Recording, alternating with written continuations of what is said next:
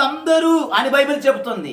అందరూ మేడ మీద, అపోస్తల కార్యములు 2వ అధ్యాయం 1వ వచనం నుండి మనం చదవగలిగితే, పెంతుకోస్తు అను పండగ దినమున అందరూ మేడ మీదకి చేరి వారు ఏక మనసుతో వారు ప్రార్థిస్తూ ఆరాధిస్తూ స్తుతించుచుండగా బలమైనటువంటి ఒక గాలి వంటి ధ్వని వారి మీదకి రాగా బైబిల్ చెప్పుచున్నది. ప్రియులారా, వారందరూ మనమందరము ఒక్కటిగా ఉంటే, మనమందరము దేవుని సన్నిధికి రాగానే దేవుని శక్తి మన మధ్యకి దిగి వస్తుంది.